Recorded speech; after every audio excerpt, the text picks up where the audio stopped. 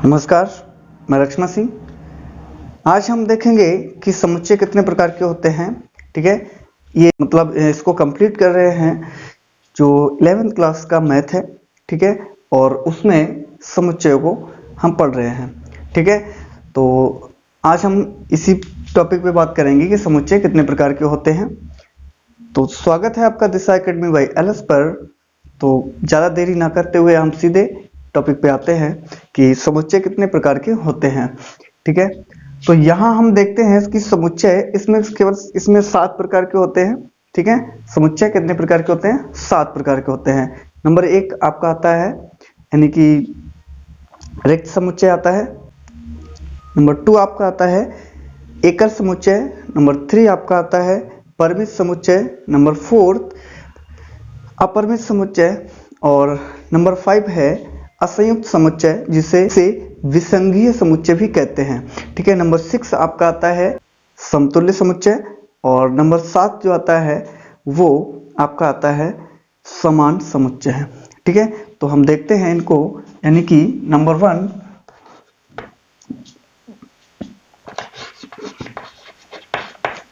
रिक्त समुच्चय। ठीक है, नंबर 1 आपका आता है रिक्त समुच्चय। नंबर 2 आपका आता है एकल समुच्चय। एकल समुच्चय, ठीक है, एकल समुच्चय आता है। नंबर 4 आता है, सॉरी 3rd आता है आपका परिमित समुच्चय। परिमित समुच्चय, ठीक है, यानी कि 4th अपरिमित समुच्चय। अपरिमित समुच्चय, अपरिमित समुच्चय। नंबर 5th आपका आता है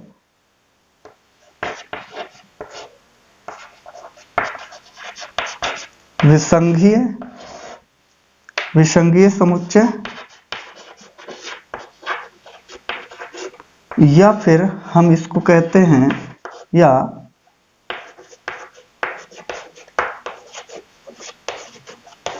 असंयुक्त समुच्चय। ठीक है, असंयुक्त समुच्चय।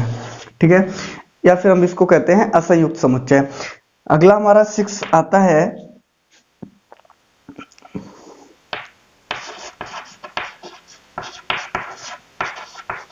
समतुल्य समुच्चय।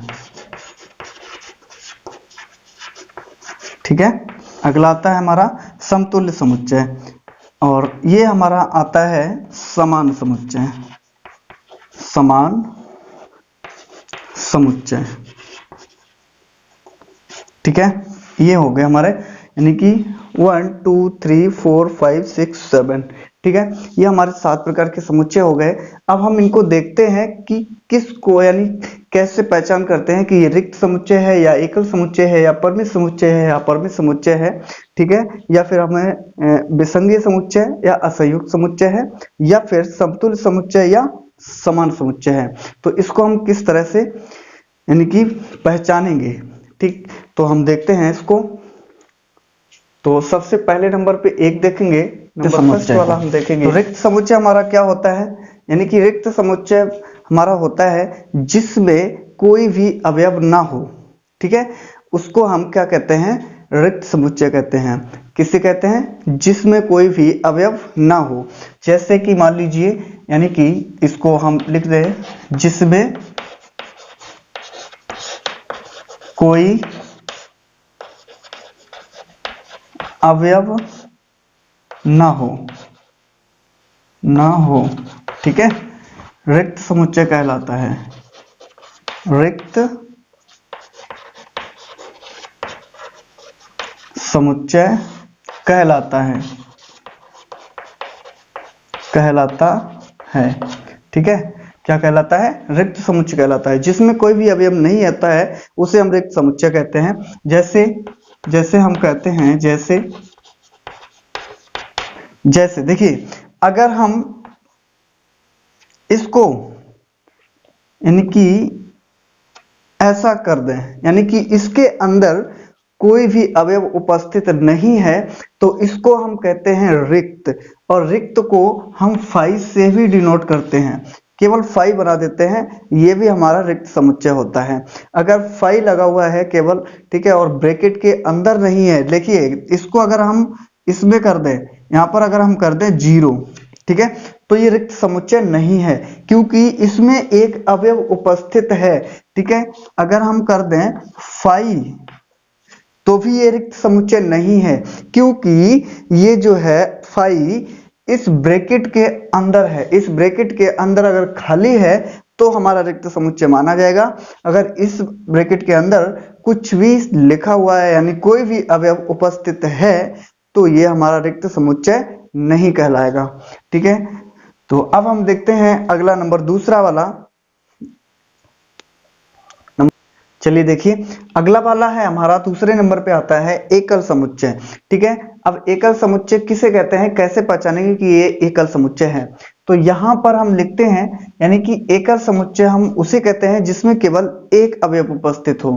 किसे कहते हैं, जिसमें केवल एक अवयव उपस्थित होता है, उसे हम एकल समुच्चय कहते हैं। इसको ऐसे लिखेंगे, ऐसा समुच्चय, ऐसा समुच्चय जिसमें केवल एक अवयव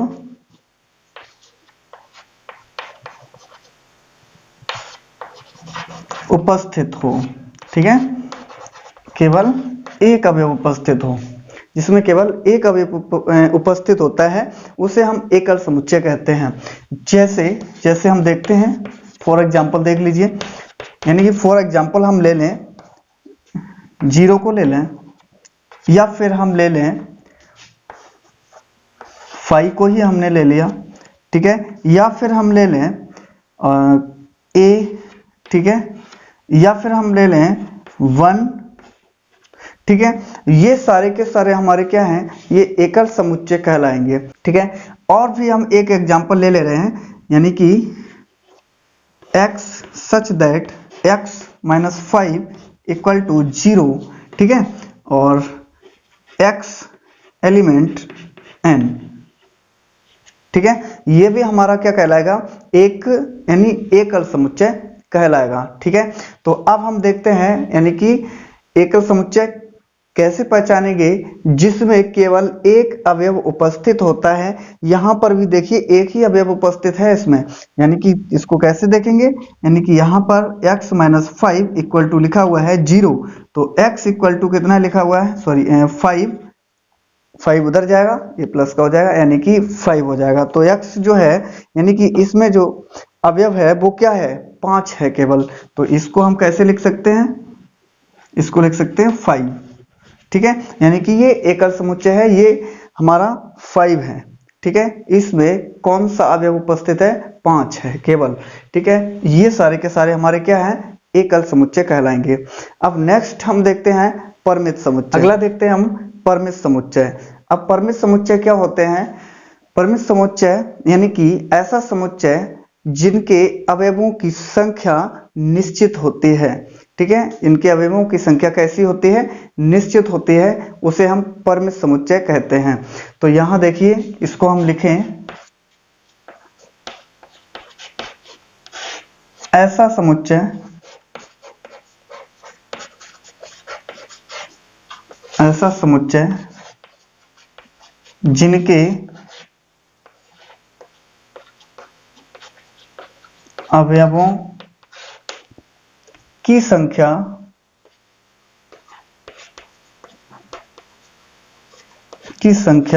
कैसी हो, निश्चित हो, निश्चित होती है, परिमित समुच्चय कहलाते हैं, ठीक है। परिमित समुच्चय कहलाते हैं,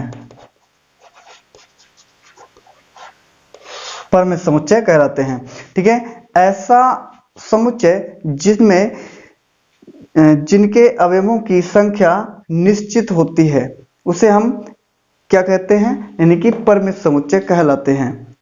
और इसकी गणना अंत तक की जा सकती है। ठीक है, समुच्चय परिमित समुच्चय कहलाता है। इसकी गणना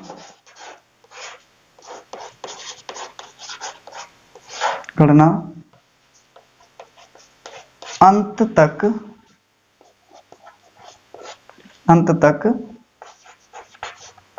की जा सकती है।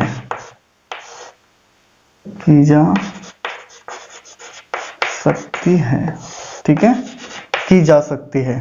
ठीक है, ऐसा समुच्चय जिनके अवयवों की, जिनके विभिन्न, ऐसे लिख लो यहाँ पर, जिनके विभिन्न, यहाँ पर विभिन्न और लिख लीजिए, जिनके विभिन्न यहाँ पर, ठीक है, जिनके विभिन्न अवयवों की संख्या निश्चित होती है परिमित समुच्चय कहलाते हैं और इनकी गणना अंत तक की जा सकती है। ठीक है, वो फॉर एग्जाम्पल हम देखते हैं, जैसे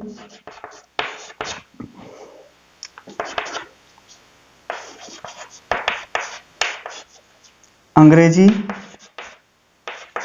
वर्णमाला के प्रथम 4 अक्षरों का समुच्चय। ठीक है, अक्षरों का समुच्चय। ठीक है, तो यहां पर अंग्रेजी वर्णमाला के 4 प्रथम अक्षर ले लेंगे, A B C D। ठीक है, यानी कि इसमें ये निश्चित है कि A B C 4 ही अक्षर हैं, यानी कि प्रथम 4 अक्षरों का समुच्चय, यानी कि ये निश्चित हो गया है कि इसमें प्रथम 4 अक्षरों का समुच्चय है। और फिर हम अगला देखते हैं, हमारा 5वां है अपरिमित समुच्चय। अपरिमित समुच्चय किसे कहते हैं, जिसके विभिन्न अवयवों की गणना, यानी कि ऐसा समुच्चय जिनके अवयवों की, यानी विभिन्न अवयवों की गणना अंत तक निश्चित ना हो, अवयवों की संख्या कैसी ना हो, निश्चित ना हो, गणना नहीं, निश्चित ना हो। ठीक है, अपरिमित समुच्चय कहलाता है और इनकी गणना अंत तक नहीं की जा सकती। ठीक, तो इसको हम जैसे देखते हैं, जैसे हम ले लें सभी सम प्राकृतिक संख्याएं। ठीक है, संख्याओं का समुच्चय कर लो, संख्याओं का समुच्चय। ठीक, ओके, सभी समप्राकृतिक संख्याओं का समुच्चय। तो हम इसकी सभी समप्राकृतिक संख्या हम सारी नहीं लिख सकते, अंत तक इसकी गणना नहीं कर सकते हैं कि कितनी समप्राकृतिक संख्याएं हो सकती हैं। तो यहां हम देखेंगे इसकी, जैसे मान लीजिए हम 2 4 6 8 ... अनंत तक होगी। ठीक है, इसकी गणना हम अंत तक नहीं कर सकते हैं। अगर हम जैसे पहले वाले को माने, यानी कि परिमित समुच्चय को अगर कह दी जाए, यानी कि 100 तक सभी सम संख्याओं का समुच्चय, तो उसका अंत जो है वो 100 तक हो चुका है, यानी कि हम उसको 100 तक सभी प्राकृतिक संख्याएं, यानी सम संख्याएं निकाल सकते हैं। इसमें कह रहा है कि सभी प्राकृतिक संख्याओं का समुच्चय कह रहा है केवल, है ना, ये तो बताया नहीं गया है इसमें कि कितने तक बताया, मतलब कितने तक हमें ज्ञात करनी है। तो यहां पर इसको अनंत तक लेंगे और इसकी गणना कैसे नहीं की जा सकती है, अंत तक नहीं की जा सकती है। तो इन संख्याओं की जो गणना है वो हम अंत तक नहीं कर सकते हैं। ठीक, अगला हम जैसे ले लेते हैं, एक और एग्जांपल ले लीजिए। अगर कह दिया जाए सभी विषम धन पूर्णांकों का समुच्चय। ठीक है, सभी विषम धन पूर्णांकों का समुच्चय। तो यहां पर सभी विषम धन पूर्णांक क्या होंगे, 1 2 1 3 5 7 9 11 और ... कर देंगे। ठीक है, तो यहां पर 1 3 5 7 एंड डॉट डॉट, ठीक है। इसकी भी हम गणना नहीं कर सकते हैं कि विषम संख्याएं कहां तक होती हैं, ठीक है। तो यहाँ पर ये हमारे क्या हो गए, अपरिमेय समुच्चय कहलाएंगे, ठीक।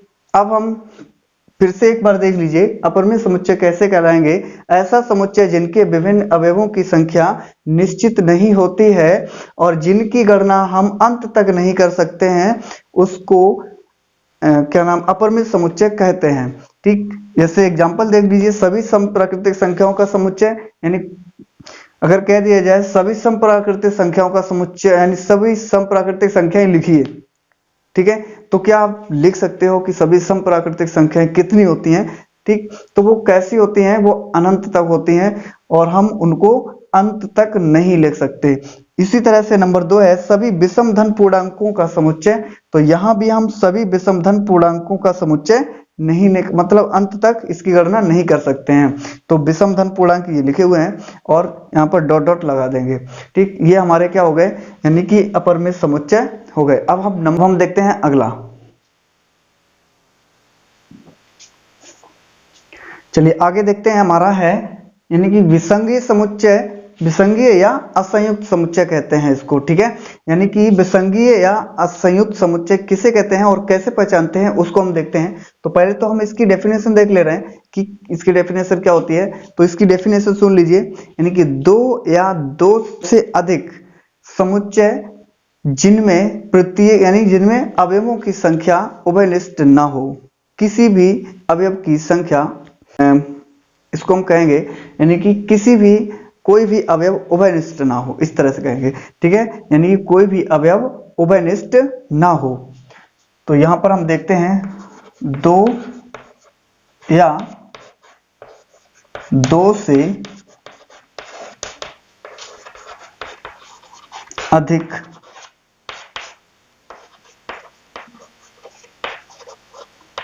समुच्चय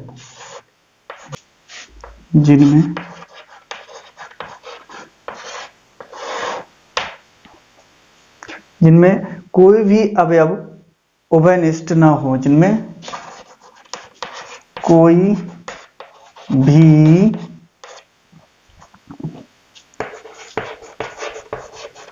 अवयव उभयनिष्ठ, कोई भी अवयव उभयनिष्ठ ना हो, ठीक है। कोई भी अवयव उभयनिष्ठ ना हो तो हम उसको क्या कहते हैं, विसंगीय समुच्चय या संयुक्त समुच्चय कहते हैं। तो इसको फॉर एग्जांपल इसका देखिए, जैसे कि हम कहें कि 1 2 3 4, ठीक है। और एक और ले लें, इसको a ले लो, यहाँ पर a बराबर, और दूसरा इसमें b ले लो, b बराबर हम ले लें, तो इसको ले लें 5 6 7 8, ठीक है, इस तरह से ले लें। तो यहां पर देखिए हमारा क्या है कि 1 2 3 4, ठीक है, 5 6 7 8, यहां पर हमारे इस समुच्चय में अवयव अलग हैं और इस समुच्चय में अवयव अलग लिखे हुए हैं। तो इसका कोई भी अवयव A में उपस्थित नहीं है और एक समुच्चय B में समुच्चय A का कोई भी अवयव उपस्थित नहीं है, ठीक। तो हम इसको कैसे कहेंगे, A equal to not B, ठीक है। यानी ये जो है A के बराबर नहीं है, ठीक। और भी हम एक लेते हैं, A 1 2 3 4 5, और B हम ले लें A E I O U, ठीक है। इसमें भी देख रहे होंगे, इसमें भी क्या है कि A का कोई भी अवयव B में उपस्थित नहीं है और B का कोई भी अवयव A में उपस्थित नहीं है, अर्थात ये दोनों अलग अलग हैं, ठीक। तो ये हमारा कैसा समुच्चय है, यानी कि A equal to not B, यानी कि ये विसंगीय समुच्चय या असंयुक्त समुच्चय है। इसमें कोई भी संयुक्त नहीं है। संयुक्त मतलब ये होता है इसमें समान, दोनों एक जैसे समान हो, वो समान वाले भी अभी हम आगे पढ़ेंगे, ठीक। यानी कि दोनों अलग अलग हों, उसे हम क्या कहेंगे, विसंगीय समुच्चय या हम कहेंगे विसंगी समुच्चय या असंयुक्त समुच्चय कहते हैं। चलिए पीछे नंबर कुछ गड़बड़ हो गया था, यानी कि पीछे जो 6 नंबर था वो शायद मिटाया नहीं था, ठीक। तो यहाँ पर ये 6 नंबर में है, ठीक। अब 7 नंबर जो है वो इससे बाद में पढ़ेंगे, यानी कि इससे पहले जो था वो 5 नंबर था, उससे पहले वाला जो था वो 4 नंबर का था, ठीक। अब यहाँ पढ़ेंगे यानी समतुल्य समुच्चय। अब समतुल्य समुच्चय हम किसे कहते हैं ये जानते हैं, पहले तो हम इसकी डेफिनेशन देखें, यानी कि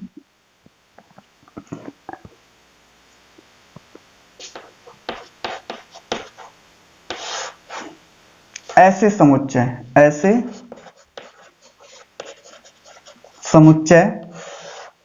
जिनमें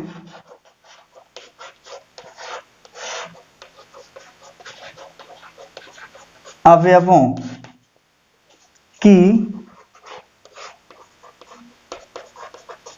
संख्या समान हो।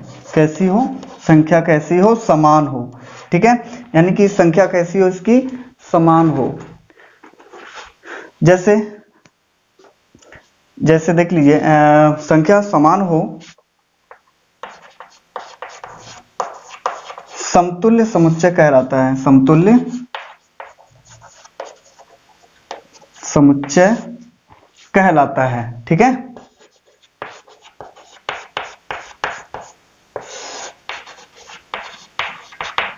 समतुल्य समुच्चय कहलाता है। तो यहां हम देखेंगे समतुल्य समुच्चय के एग्जाम्पल, जैसे हम देखें कि a इक्वल टू 1 2 3 4 और v बराबर हम ले लें a b c d, ठीक है। तो ये जो है यानी कि ये दोनों जो हैं समतुल्य समुच्चय कहलाएंगे। समतुल्य का मतलब हमने ये लिखा है, ऐसे समुच्चय जिनमें अवयवों की संख्या समान हो, समतुल्य कहलाता है। समान हो समतुल्य समुच्चय कहलाता है। यानी कि 1 2 3 4 1 2 3 4 इसमें अवयवों की संख्या 4 है और इसमें भी अवयवों की संख्या 4 है, ठीक है। और भी एग्जांपल ले लेते हैं, जैसे ले लीजिए a, यानी कि इसको हम देखो ऐसे भी डिनोट करते हैं, n a equal to n b, ठीक है। n a equal to n b से भी डिनोट करते हैं। तो यानी कि a के अवयवों की संख्या इक्वल टू b के अवयवों की संख्या। तो इसको हम कैसे कहेंगे? a में जितने अवयव हैं उतने ही अवयव b में भी हैं, ठीक। अब उसमें है क्या क्या, इससे हमें इसमें कोई भी मतलब नहीं, ठीक। केवल हमें ये देखना है इसमें कि अवयव कितने हैं, 1 2 3 4 1 2 3 4, केवल अवयव काउंट करने हैं कि कितने अवयव दिए गए हैं, ठीक। नेक्स्ट हम देख लेते हैं a इक्वल टू, अगर हम देख लें अगला हम देखें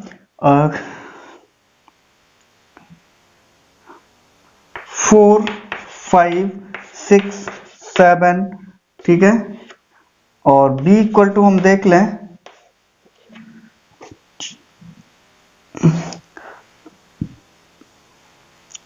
इसमें भी देख लो a e i o, ठीक है। ये इतने देख लें। अब देखिए इसमें जो अवयव है वही अवयव, जितने अवयव इसमें हैं उतने ही अवयव इसमें भी हैं। 1 2 3 4 1 2 3 4, 4 अवयव इसमें हैं तो 4 अवयव इसमें भी हैं। तो यानी कि n a equal to n b, ये इसके कैसा है? समतुल्य है, ठीक है।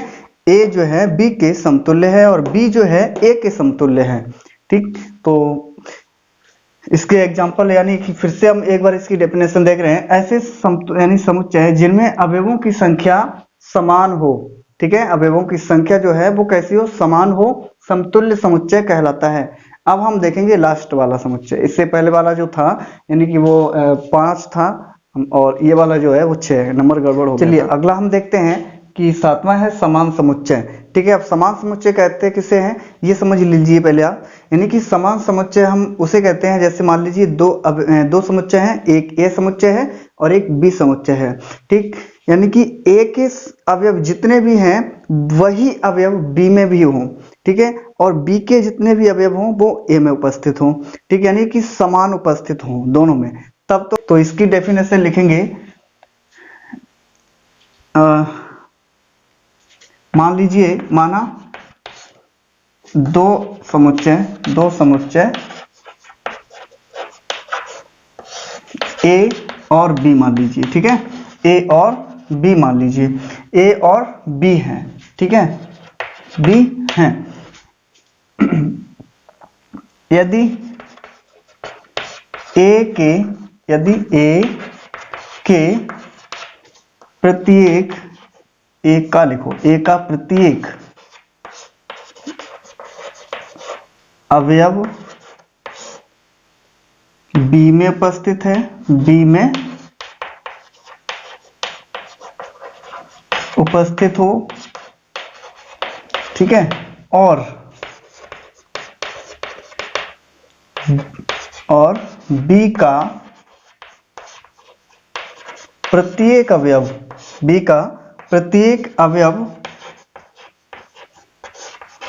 ए में उपस्थित हो, ठीक है, ए में उपस्थित हो, ठीक है, ए का अवयव यानी कि बी का अवयव ए में उपस्थित हो और ए का अवयव बी में उपस्थित हो, तो हम उसे कहते हैं समान समुच्चय, ठीक। फॉर एग्जांपल देखिए, जैसे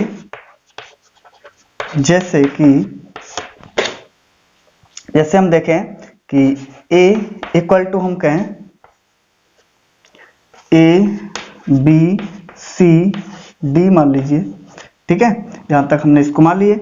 अब बी के अवयव क्या है, इसको हम मान लें सी डी ए बी, ठीक है। तो इसमें यहां पर क्या है, ए इक्वल टू बी होगा, ए इक्वल टू बी होगा, यानी ए जो है बी के समान होगा। क्यों होगा, क्योंकि ए बी सी डी इसमें लिखा हुआ है, वही इसमें भी लिखा हुआ है ए बी सी डी, यानी कि ए का प्रत्येक अवयव बी में उपस्थित है और बी का प्रत्येक अवयव जो है ए में उपस्थित है, तो यहां पर हम इसको कहेंगे समान समुच्चय। और एक एग्जांपल देख लीजिए, A equal to 1 2 3 4, B equal to 3 2 1 4, ठीक है। तो यहां भी यही है कि ए का प्रत्येक अवयव बी में उपस्थित है और बी का प्रत्येक अवयव ए में उपस्थित है। देखिए 1 2 3 4 और यहां भी 1 2 3 4, ठीक है, ये अवयव दोनों बराबर हैं, यानी कि बराबर नहीं, इसमें दोनों के समान है, ठीक है। तो ए इक्वल टू बी होगा, ये भी, ठीक है। और फिर और भी हम देख लेते हैं कि ए इक्वल टू, एक और देख लीजिए, ए इक्वल टू, तीसरा है A equal to X such that X एक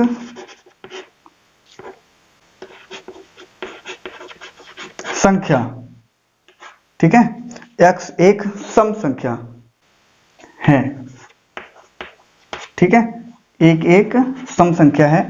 और b बराबर हम ले लें कि 2 4 6 8 10, ठीक है, और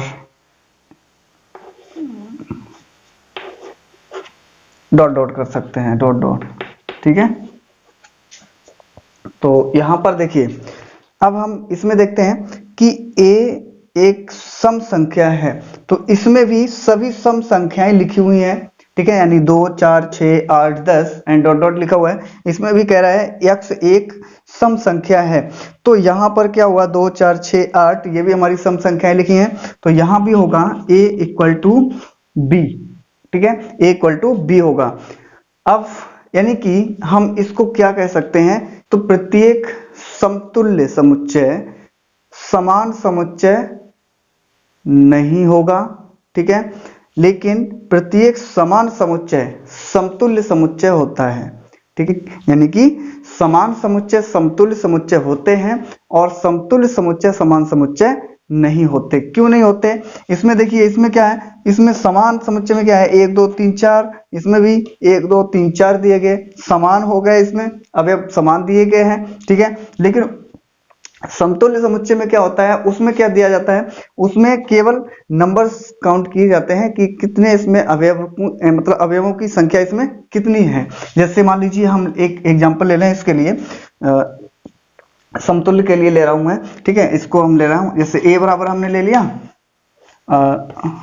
अरे a b c, ठीक है, इसके लिया, और b बराबर हमने ले लिया कि 1 2 3, ठीक है। ये समतुल्य समुच्चय है, ये समतुल्य समुच्चय है, लेकिन ये समान समुच्चय नहीं है। तो हमने अभी यही बताया कि प्रत्येक यानी कि समान समुच्चय जो होता है वो समतुल्य होता है, लेकिन समतुल्य जो है वो समान समुच्चय नहीं होता है, ठीक है।